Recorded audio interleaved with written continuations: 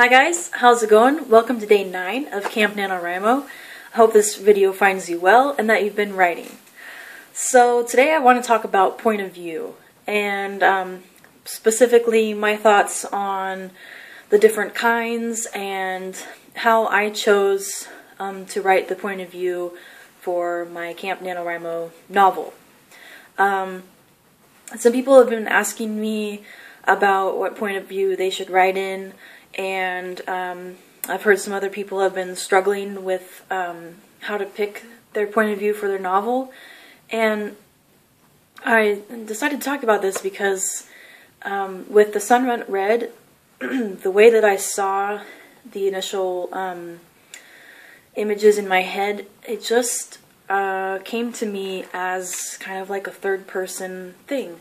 Like I was observing this scene happening as kind of myself, and then there was these other people outside of me that were doing these things. And similarly throughout the novel, I get flashes of scenes, but I'm always apart from it, and so it's he or she doing these actions, so it's definitely third person. And for me, that comes naturally. That's the way I think. I've never felt comfortable with writing in first person. It just, just third person was just kind of natural. Didn't have to think about it. I didn't even have a discussion with myself to think of the point of view. It was always just going to be third person.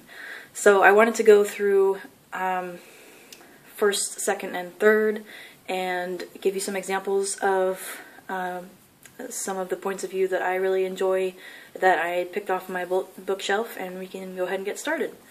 So first person point of view is not something that I have a ton of experience with. I don't read a lot of first person books, and I don't tend to seek them out. I'm not a huge fan. That's not to say that I haven't read good first person books. I just, they're not my favorite. But I do have a first person novel, which would be I Captured the Castle, and this even has a little quote by J.K. Rowling. It says, "This book has one of the most charismatic narrators I've ever met." And that's one thing that does draw me in if I am going to pick up and read a first-person novel, is that the characters whose head you're stuck in for this whole novel has to be likable, has to be relatable, and really has to have a strong voice. Otherwise, I will just kind of give up. So here's the first paragraph from I Captured the Castle that really drew me in, and this is why. I write this sitting in the kitchen sink. That is, my feet are in it, the rest of me is on the draining board, which I have padded with our dog's blanket and the tea cozy.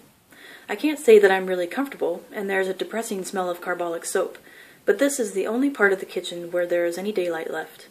And I have found this sitting in a place where you have never sat before can be inspiring.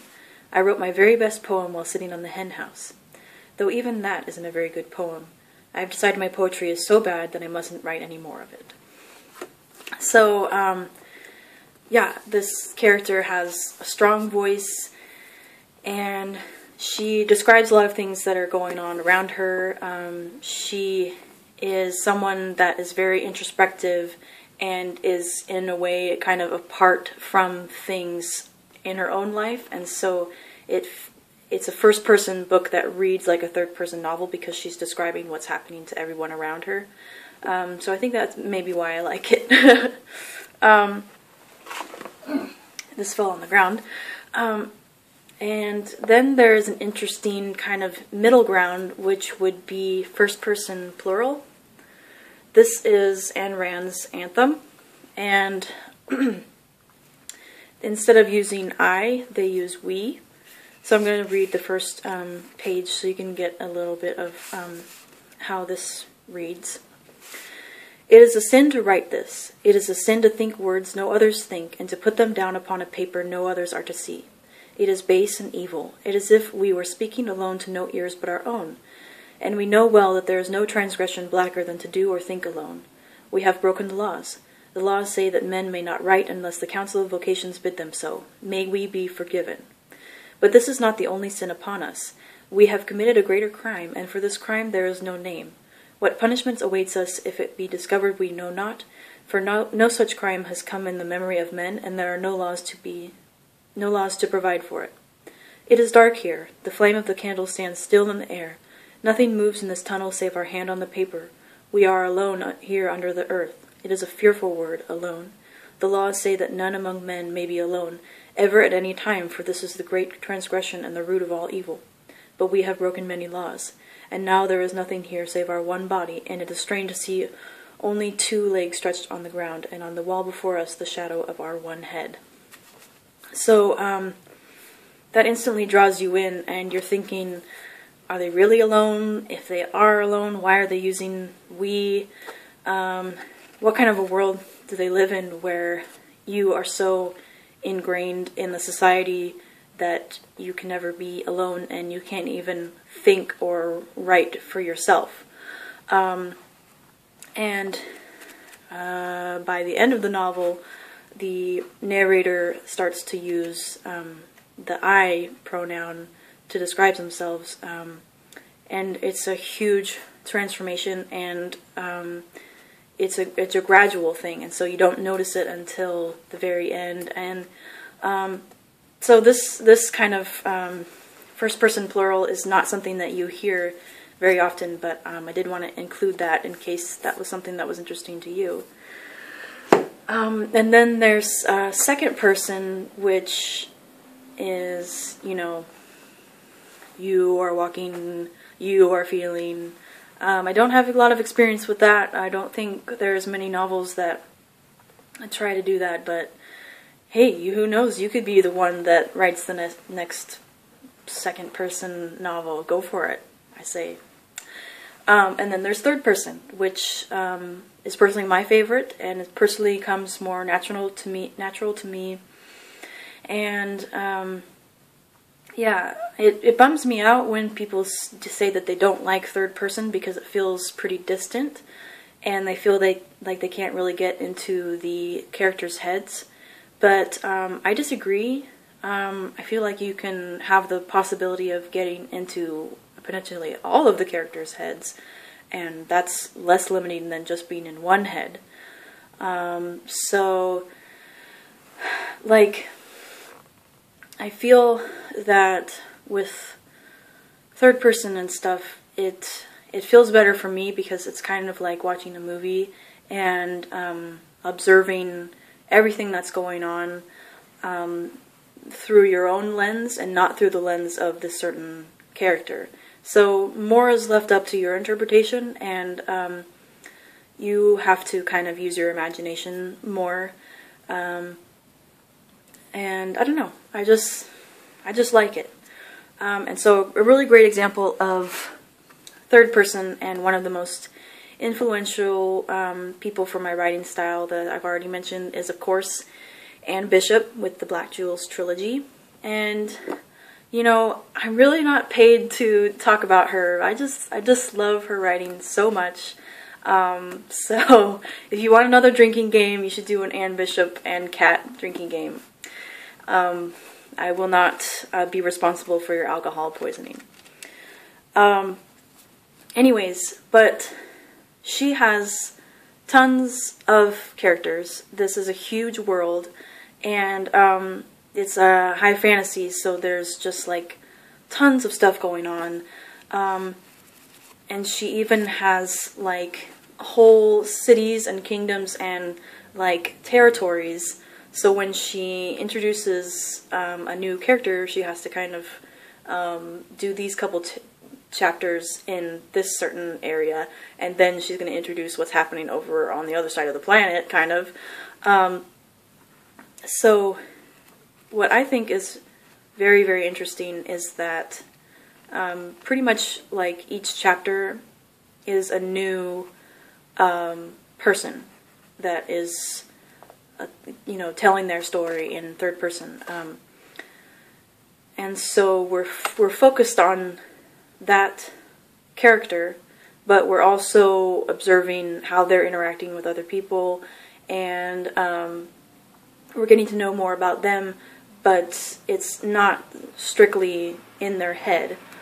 And she is brilliant at being able to show what a character is thinking and feeling by their physical reactions and what they say. And she also kind of has their thoughts in there too. And so I think that people that say that third person is limited are limiting themselves, because if you can say in first person, I feel like this, I think this, you can say he feels like this, he thinks this too. There's nothing preventing you from sharing what a character is thinking or feeling in new and creative ways by showing what they are like physically, and how they're dressed, or how they're interacting with other characters, or by their actions, you know. So I wanted to read a little bit from this, and this is the first time we meet Damon. Oh my goodness, this is how I fell in love. Damon Sadie slipped out of bed and began dressing slowly, tauntingly, fully aware that she watched him in the mirror. She always watched the mirror when he serviced her. A bit of self-voyeurism, perhaps? Did she pretend the man in the mirror actually cared about her, that her climax aroused him? Stupid bitch. Maris stretched and sighed with pleasure. You remind me of a wild cat, all silky skin and rippling muscles. Damon slipped into this white silk shirt, a savage predator. That was a fair enough description. If she ever annoyed him beyond his limited tolerance for the distaff gender, he would be happy to show her his claws, one little one in particular. Maris sighed again. You're so beautiful. Yes, he was. His face was a gift to his mysterious heritage, aristocratic and too beautifully shaped to be called merely handsome. He was tall and broad-shouldered. He kept his body well-toned and muscular enough to please. His voice was deep and cultured, with a husky, seductive edge to it that made women go all misty-eyed. His gold eyes and thick black hair were typical of all three of the Tyrell's long-lived races, but his warm golden-brown skin was a little lighter than the Halian aristos, more like the Demlin race. His body was a weapon, and he kept his weapons well honed. Damon shrugged into his black jacket. The clothes, too, were weapons, from the skimpy underwear to the perfectly tailored suits, nectar to seduce the unwary to their doom. Yeah. That was just a little bit of an introduction to Damon, and you can see how similar he is to Daya. Unfortunately, I couldn't help myself. He's just too beautiful. But yeah, that doesn't really exactly show the awesome writing style, but you can see how she adds in like stupid bitch or something. You can tell that Damon's thinking that, and you can have the character's thoughts in like italicized or however which way that you want to format that. But I just want to say, don't limit yourself. Whatever point of view you're taking, try to stretch it to the limits of what you think that point of view is going to portray. And it's not so much about getting into the character's head as it is about describing the world and describing what your characters are doing and showing and not telling. It's much more interesting to make your own assumptions and you know, come to your own conclusions about what this character's snarling means, or what a small smile is supposed to be. So let your readers do some of the work, and don't just give it all to them on a platter. So yeah, that is all I have for you today. I hope that was a cool video. It looks like this is going to be pretty long again. I'm sorry. But yeah, your camp activity for today is to let me know what point of view is comfortable for you, or if you like to challenge yourself and write in a different point of view. And also go read anything by Anne Bishop, because she is awesome for stretching the limits and the boundaries of what third person is really all about. And just in general, she's awesome and probably my favorite author. So yeah, I will see you guys around, and happy writing. Bye.